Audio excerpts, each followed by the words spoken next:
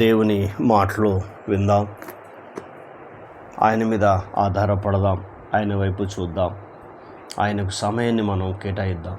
కొంత సమయం దేవుడు మనకిచ్చిన సమయాన్ని దేవుడికి ఇవ్వాలి. దేవుడిచ్చిన సమయాన్ని మనం ఎప్పుడు కూడా దొంగలించకూడదు. ఆ దేవుడిచ్చిన సమయాన్ని కృతజ్ఞతలు చెల్లిస్తూ ఆయనకు మనం సమయం ఇద్దాం. దేవుని వాక్యం చదువుకుందాం. కీర్తన గ్రంథంలో కొన్ని విషయాలు మనం చూద్దాం. 67వ కీర్తన కొన్ని విషయాలు మనం చదువుకుందాం. కీర్తన గ్రంథము 66వ అధ్యాయంలో కొన్ని విషయాలు మనం చూద్దాం. 12వ వచనం చదువుకుందాం. నరులారా, నరులు మా నెత్తి మీదికెక్కినట్లు చేసిదివి, మేము నిప్పులలోను నీళ్ళలోను పడితిమి, అయినను నీవు సమృద్ధి గల చోటికి మమ్ము రప్పించి ఉన్నావు. ఎంత అద్భుతమైన మాట చూడు. మరి ఈ అద్భుతమైన మాట వింటున్న నీవు దేవుని మీద ఎట్లా ఆధారపడతావు? ఆయన వైపు ఎలా చూస్తావు? ఒకసారి నిన్ను పరీక్షించుకోమని దేవుడు మాట్లాడుతూ ఉన్నాడు. కాబట్టి ఇక్కడ చూడు, ఆయన మాట్లాడుతున్నాడు. అయినను అంటున్నాడు. అక్కడ మనం ఆగాలి. అయినను అంటే మా నెత్తి మీదకి ఎక్కున్నట్టు చేసేదివి, నీళ్ళలోనూ పడితిమి. అంటే మనుషులు మన నెత్తి మీదకి ఎక్కుతాడు చేసావు, నీళ్ళల్లో పడ్డాం మేము. అంటే మనుషులు బాధించారు, తర్వాత నీళ్ళు కూడా మాకు బాధ కలిగించాయి. ఎందుకంటే నీళ్ళలో ప్రమాదం, అవి మనిషిని ముంచేస్తాయి. కానీ దేవుని కృప, దేవుని కాపుదల, దేవుని భద్రత ఎంత అద్భుతమైందో ఈ మాట మనం చదివితే అర్థమవుతూ ఉంది. అయినను అన్ని శ్రమలు, అన్ని బాధలు, కష్టాలు, నిందలు ఉన్నా కూడా నీ ప్రేమ ఎంత గొప్పది, నీ కృప ఎంత గొప్పది. అందుకే తండ్రి అయిన దేవుడు తన కుమారుని ఈ భూమి మీదకి ఎందుకు పంపించాడు? మన యొక్క పాపాలు, మన రోగాలు భరించడమే కాకుండా ఆయన మనని సమృద్ధిలోనికి నడిపించడానికి, మనని నిత్య జీవానికి నడిపించడానికి, ఉన్నతమైన లోకము పరలోకానికి నడిపించడానికి ఆయన కుమారుడైన యేసుక్రీస్తు ప్రభువారిని ఈ భూమి మీదకి పంపించాడు. తెలుసా నీకు? ఒకసారి ఆలోచించి, అయినను నీవు సమృద్ధి గల చోటికి మమ్ము రప్పించి ఉన్నావు. అయినా పర్వాలేదు, శ్రమలు వచ్చినా పర్వాలేదు, కష్టాలు వచ్చినా పర్వాలేదు, ఇబ్బందులు వచ్చినా పర్వాలేదు. భక్తుడు అడుగుతున్నాడు దేవుణ్ణి, అయినను సమృద్ధి గల చోటికి మమ్మల్ని రప్పించి ఉన్నావు. అంటే ఐగుప్తు దేశంలో ఉంటున్న మమ్మలను ఆ ఇనుప కొలువులోంచి బయట తీసుకొచ్చావు, ఆ ఫరో యొక్క దాసత్వం నుంచి బయట తీసుకొచ్చావు.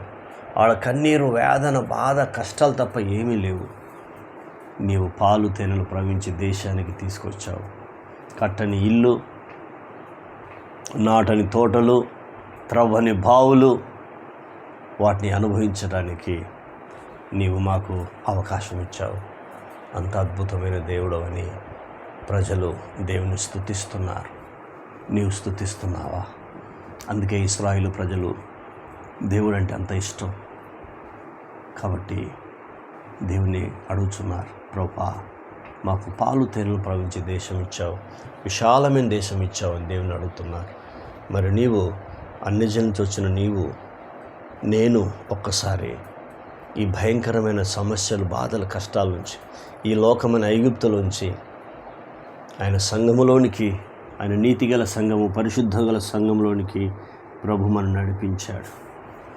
ఈ పరిశుద్ధమైన సంఘంలో కాకుండా ఈ పరిశుద్ధమైన సంఘం నుంచి పరలోకానికి మనల్ని నడిపించబోతున్నాడు. నూతన యెరూషలేములోనికి నడిపించబోతున్నాడు. ఒకసారి నిన్ను నువ్వు పరీక్షించుకోమని దేవుని నిన్ను అడుగుతున్నాడు.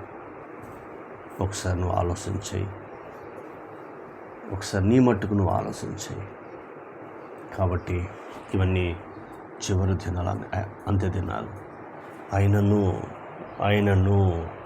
అయినను నీవు మమ్మలను సమృద్ధి గల చోటికి రప్పించి ఉన్నావు. దేవుని ప్రేమ ఎంత గొప్పది చూడు. మనుషులు సమృద్ధిని పోగొడతారు, మనుషులు త్రొక్కేస్తారు. వీడింత అభివృద్ధి పొందాడు, నాకంటే ఎక్కువ అభివృద్ధి పొందాడు, వీని ఎక్కడ కొట్టాలి, వీని ఎక్కడ త్రొక్కాలి, వీని ఎక్కడ పట్టుకోవాలి, వీని మీద ఎక్కడ నిందలు పెట్టాలని వాడు కాపుగాస్తాడు, సమయం కొరకు ఎదురు చూస్తాడు. కానీ దేవుని ప్రేమ అలా కాదండి. యేసయ్య ప్రేమ ఎంత ఇచ్చినా ఇంకా ఇవ్వాలనే ప్రేమ. తల్లి కంటే, తండ్రి కంటే, బంధువుల కంటే, అన్నదమ్ముల కంటే, అక్కచెల్లెల కంటే, భార్య పిల్లల కంటే ఆయన ప్రేమ గొప్పది. ఒకసారి ఆలోచించి, ఆయన ప్రేమ గొప్పది. ఆ ప్రేమకు నీవు సరెండర్ అవుతున్నావా? ఆ ప్రేమను పొందుకుంటున్నావా? ఒకసారి ఆలోచించి. దేవుడు ఇప్పుడు నిన్ను సమృద్ధి గల చోటికి నడిపించాలని కోరుకుంటున్నాడు, ఆశపడుతున్నాడు. నువ్వు నడుస్తావా ఆయనతో పాటు? శ్రమల్ని చూస్తున్నావా, బాధలను చూస్తున్నావా? కానీ దేవుడు నిన్ను సమృద్ధి గల చోటికి నడిపించబోతున్నాడు. నీ శ్రమలు, కష్టాలు, బాధలు చూడకు. నీ శ్రమలు, బాధలు, కష్టాలు చూడకు. దేవుడు నిన్ను సమృద్ధి గల చోటికి నడిపించబోతున్నాడు. ప్రార్థన. కన్న తండ్రి, నీకు స్తోత్రాలు. విన్న మాటలు దుష్టతకు పోకుండా సహాయం చేయి. ఈ మాటల ద్వారా మీరు మమ్మల్ని ధైర్యపరిచి, ఆదరించి, నీ నామానికి మహిమ తెచ్చుకోమని అడుగుచు కృతజ్ఞతలు, స్తోత్రములు చెల్లిస్తున్నాం. అయినను నీవు సమృద్ధి గల చోటికి మమ్మను రప్పించి ఉన్నావని అద్భుతమైన మాటల ద్వారా మీరు మాతో మాట్లాడి, ధైర్యపరిచి, ఆదరించి, ముందుకు నడిపించిన మీ కృపకై కృతజ్ఞతలు, స్తోత్రములు చెల్లిస్తూ యేసు నామములో పొందినాం తండ్రి. ఆమేన్. దేవుడు మనందరిని దీవించి ఆశీర్వదించునుగాక. ఆమేన్, ఆమేన్, ఆమేన్.